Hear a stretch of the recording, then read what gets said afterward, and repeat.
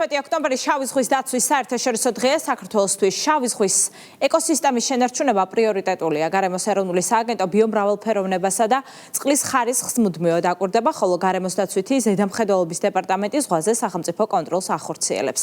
დაბინძურებისა და უკანონო თევზჭერის პრევენციისთვის. დეტალებით ლევან წუწუნავა.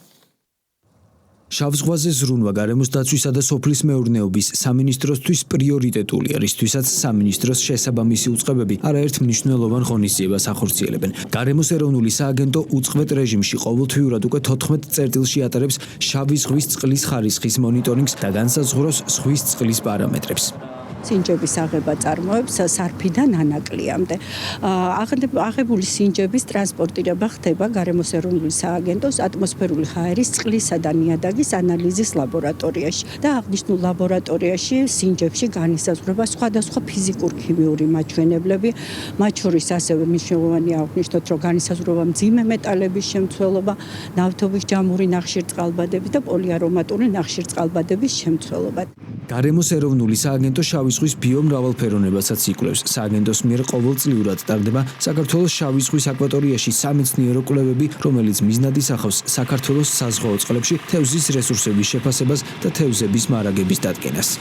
გარემოს ეროვნული სააგენტო ახორციელებს აქტიურად სამეცნიერო კვლევებს, როგორც ჰიდრობიოლოგიური, ასევე ქიმიური მიმართულებით. მნიშვნელოვანი კომპონენტებია შესწავლის გარემოს ზღვის გარემოს როგორც ფიზიკური, ასევე ბიოლოგიური მაჩვენებლები, ისეთი როგორც არის მიკრობიოლოგიური მაჩვენებლები, ასევე ფიტოპლანქტონი, ზოოპლანქტონი, ბენთოსი, ჟელეზებური პლანქტონი, იხთიოპლანქტონი.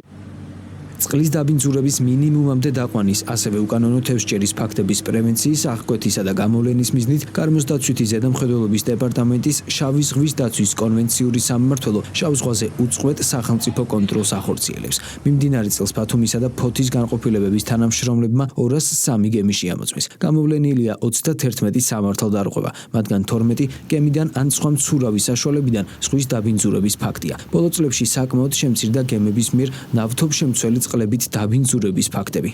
ჩვენ სახელმწიფოსთვის პრიორიტეტული მიმართულება გარემოს დაცვითი კუთხით შავი ზღვის დაცვა. ეს იმაშიც გამოიხატება, რომ არც თუ ისე დიდი ხნის წინ განმავლობაში შესული იქნა ცვლილება, გაიზარდა საჯარიმო სანქციები, რამაც დადებითად იმოქმედა ზღვაზე დაბინძურების კუთხით კონტროლზე.